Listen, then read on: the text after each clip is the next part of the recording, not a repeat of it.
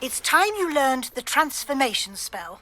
After you've completed the required tasks, which I'm certain will prove useful in finishing your field guide, attend my class to learn the new spell. Afterwards, we will discuss your progress thus far in the term.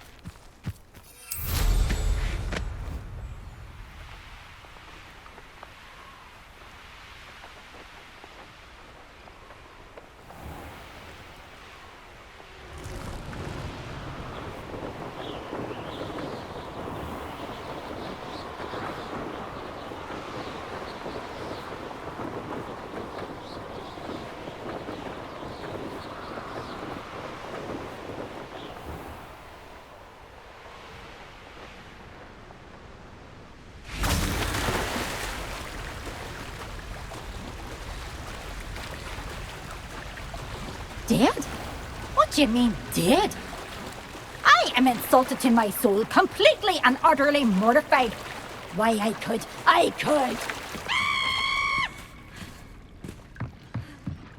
The Grey Lady. I'd say hello, but she doesn't seem particularly social.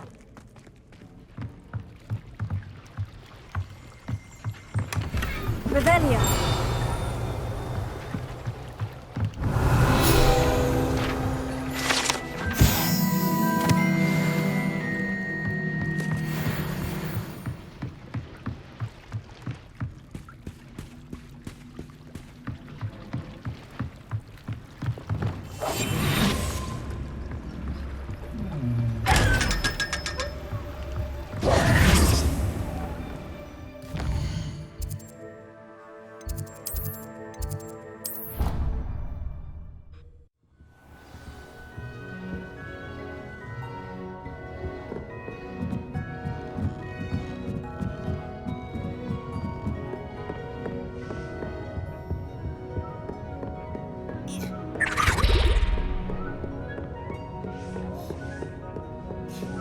That book Professor Weasley asked me to find should be around here somewhere. Looking for the book Intermediate Transfiguration? Professor Weasley asked me to, get something from that book. May I have it? Did she now? I'll give you this book if you humour me by answering a few questions from my quiz. Quiz? Some people call bits of knowledge trivia. I would argue that no knowledge is trivial. Hence, I have created a small quiz, just for fun, focusing mainly on the lore of the wizarding world. None of the other students will try it, no matter how many times I ask. They all say they have enough with schoolwork. Ugh, they don't value knowledge the way I do. Surely you're interested. I'll even start you off with a few of my easiest questions. A quiz sounds like fun. Splendid! Just a few questions and then I'll hand over this book. Let us begin. Before the invention of the golden snitch, which magical creature was used in a game of Quidditch? The Golden Snidget. Correct! The Snidget was first introduced to Quidditch in 1269 by a wizard named Barbarous Bragg. Sadly, they're thought to be extinct. Next question. Which potion is commonly referred to as liquid luck? Felix Felicis. Well done! Since it makes the drinker temporarily lucky, Felix Felicis is a banned substance in all organised competitions. The tale of the three brothers involves which magical artifacts? The Deathly Hallows. Correct! According to Beedle the Bard, the Deathly Hallows consists of the Elder Wand, the Resurrection Stone, and the Cloak of Invisibility. Which ball in Quidditch is the largest? The Quaffle. That's right! When a chaser throws the quaffle through one of 3 hoops in a Quidditch match, their team is awarded 10 points. True or false? Polyjuice potion allows the drinker to change species. False. Correct. While Polyjuice Potion can be used to change things such as age or race, it cannot be used to change species. Well, I suppose this has gone on long enough. I'll put the book back on the pedestal now. If you're inclined to test your knowledge again, I have plenty more questions I could ask you. And I won't be giving you any more easy questions either. The next ones will be more difficult. I'd like to answer more questions. What governmental body directly preceded the Ministry of Magic? The Wizards' Council. That's correct. The Wizards' Council disbanded in 1707 after the creation of the International Statute of Wizarding Secrecy, which required a more structured government to support its enforcement. Which dragon breed is the smallest? The Peruvian Vipertooth. Brilliant! Though the Vipertooth is the smallest breed, averaging at around 15 feet in length, it is also the fastest breed and feared for its venomous fangs. Who founded the village of Hogsmeade? Hengist of Woodcroft. That's right! It is believed that Hengist used the Three Broomsticks Inn as his home. The hide-behind was accidentally created by crossbreeding a ghoul with what other magical creature? A demiguise. Yes! While the hide-behind has the power of invisibility, those who have seen it have described it as a tall, thin monkey with silver hair.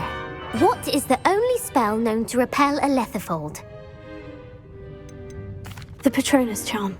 Well done! The only known survivor of a letherfold attack was a wizard named Flavius Belby, who was on holiday in Papua New Guinea at the time. Who published the law of elemental transfiguration? Gamp. That's it! One of the principal exceptions to Gamp's law is that food cannot be conjured, though it can be summoned. What does the Hogwarts motto translate to? Never tickle a sleeping dragon. Correct! In Latin, the Hogwarts motto is Draco Dormiens Nunquam Titilandus. Which magical creature is the only one known to produce eggs through its mouth? The Rune's Paw. That's right! According to Parselmouths, each of the Rune's Paw's 3 heads serves a different function. The left head is the planner, the middle is the dreamer, and the right is the critic. Where is Ilvermorny School of Witchcraft and Wizardry located? Mount Greylock. Well done! The American school was founded in the 17th century by Iseult Sayre and James Stewart. What is the most powerful love potion known to wizard kind? Amortentia. That's the answer. Amortentia smells differently to every person according to what they find attractive, such as dusty book covers or... Are you interested in continuing on to the next round? They're my most difficult questions. Give me your worst. Wonderful! I do admire your thirst for knowledge. Emeric the Evil was killed in a duel against whom? Egbert the Egregious. That's right! Emeric gained notoriety for terrorising villages in the south of England during the Middle Ages, when he was the master of the Elder Wand. If a chaser keeps their hand on the quaffle as it goes through the goal, what foul are they committing? Haversacking. That's right! Blatching is flying to intentionally collide with a player. Stooging is when 2 chasers knock the other team's keeper away from the goals so that a third chaser can score. A bite from a mackled malaclaw has the unusual side effect of causing what? Bad luck. Correct! Native to the European coastline, the effects of a malaclaw's bite can last up to a week. What plant excretes stink sap? Mimbless Mimbletonia. Correct! The Mimbleless Mimbletonia plant secretes stink sap as a defensive mechanism when touched. The Pepper-Up potion evolved from a remedy created by which 12th century wizard? Linfred of Stinchcombe. Very good! Centuries later, Glover Hipworth would expand on Linfred's previous work to create the Pepper-Up potion we know today. In The Wizard and the Hopping Pot, what does the elder wizard leave for his son in the hopping pot? A single slipper. That's correct! The story was created by Beadle the Bard, but there are a few versions. I won't spoil what the slipper was for if you haven't read it recently. The Snallygaster is native to which region of the world?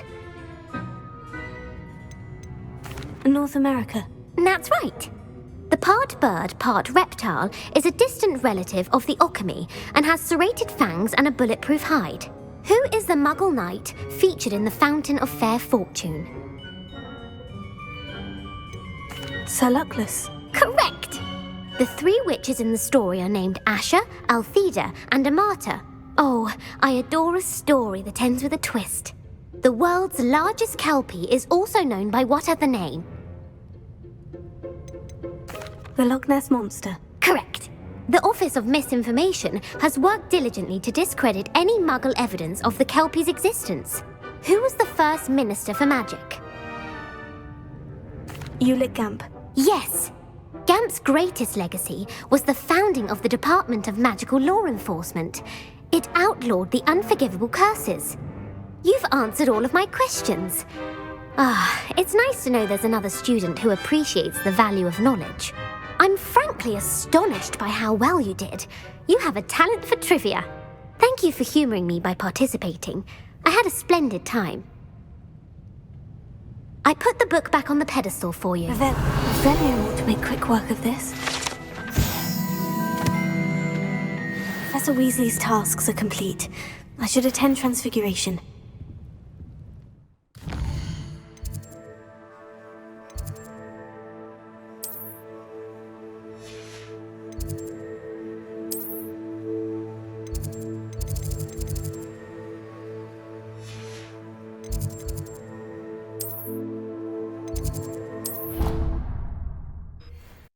Handy resource indeed, your field guide. I'm most pleased to be included.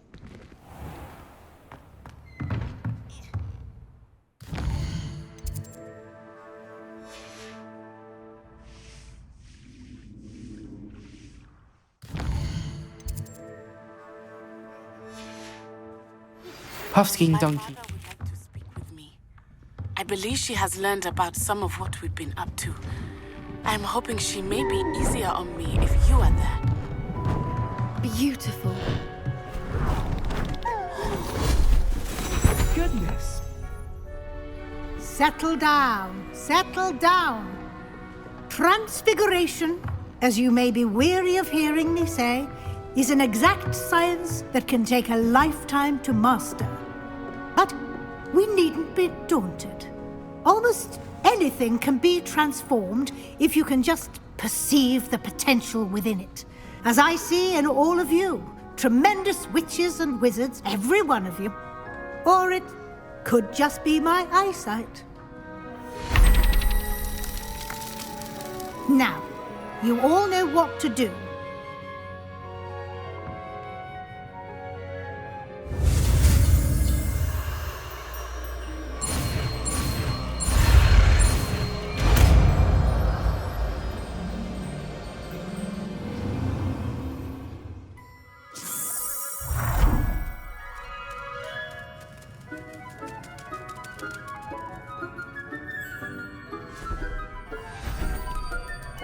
Beautifully done. Can we meet at the Three Broomsticks? It may finally be safe since we rescued the dragon from Horntail Hall.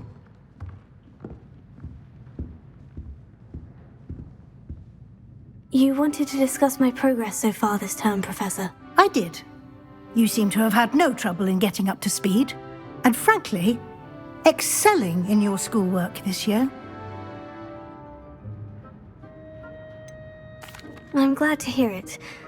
I'm not certain I needed all the extra assignments. And I'm certain you would not have been as successful without them. Now, it seems you've been making excellent use of the opportunities presented by your field guide. Of course, the guide isn't the only measure of success. I've heard that you can brew an impressive Edurus potion. Hopefully, you won't need it anytime soon, but it is a valuable potion to have when it is needed. Thank you, Professor. I will say I'm especially impressed with all you've accomplished in light of the rumors of your extracurricular activities. Was your extended conversation with Mr. Ollivander after you'd obtained your wand or subsequent search of the owlery connected in any way to Professor Fig? Not at all. I enjoy talking to Mr. Ollivander.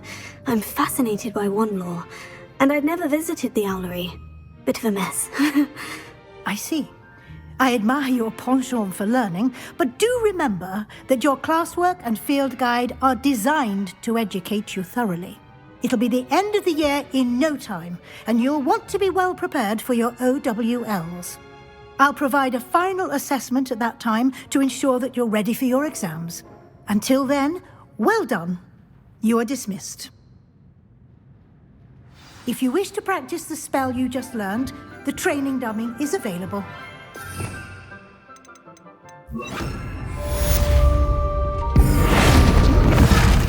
Glad to see you were paying close attention to my demonstration of the transformation spell.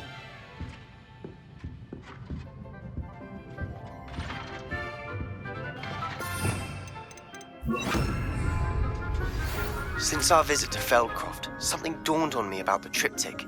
Meet me at the Overlook, just north of the Forbidden Forest, and I'll explain.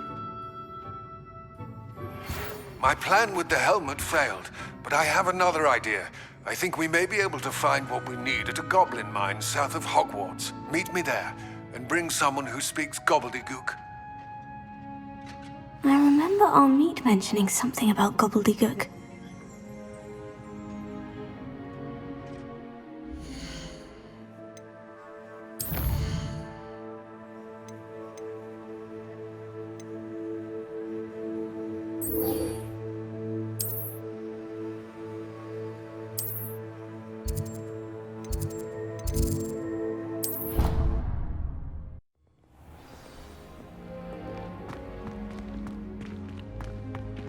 So frustrating.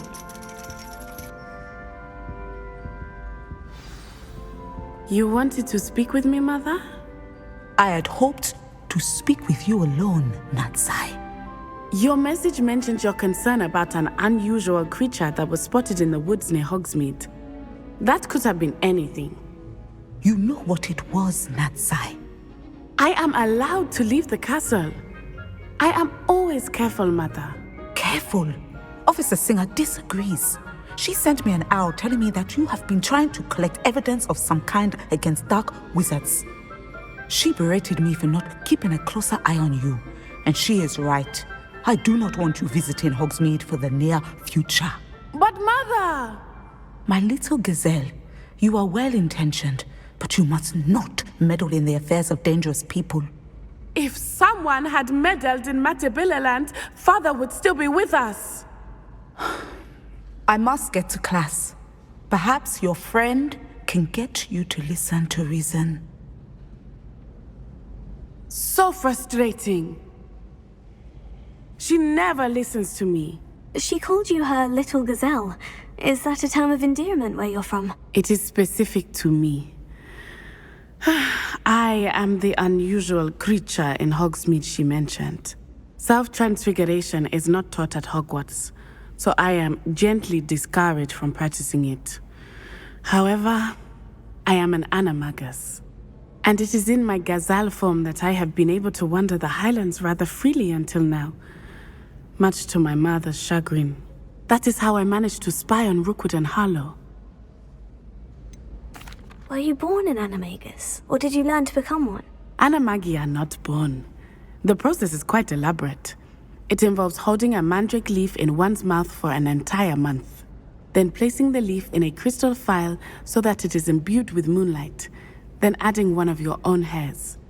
And that is just the beginning. Self-transfiguration is common among students at Wagadu, but Professor Weasley considers it much too dangerous to teach at Hogwarts. Can you choose what form your animagus will take? Oh no, a person's animagus form is determined by their personality. My mother is convinced that my form is a gazelle because I adapt well to any situation. I believe it is because I can sense danger and keep my wits about me. How does it feel to transform into an animal? Well, the first time it can be a bit unnerving. I felt a kind of searing pain and a strong double heartbeat. But it gets easier the more you do it. I no longer feel any pain, and I must say, I find a sense of comfort in the double heartbeat. And I love being able to view the world from a different perspective. Now the nickname makes sense. What an extraordinary ability to have. It is. I love transforming, but Mother is less enthusiastic about it. She says that no creature, especially one as rare as a gazelle, should be bounding about where poaching has become so prevalent. She claims that she has foreseen tragedy befall me in my gazelle form. But she has used her sight to control me too many times. I no longer believe it. We're making good progress. We can't quit now. I agree. I have never considered quitting, even for a moment. You could have fled the moment you discovered that Rookwood, Harlow, and Randrock were after you, but you did not. I choose to act as you have. I must deal with Rookwood and Harlow, not hide from them. My mother cannot know where I am all the time. Thank you for being here during that rather awkward conversation.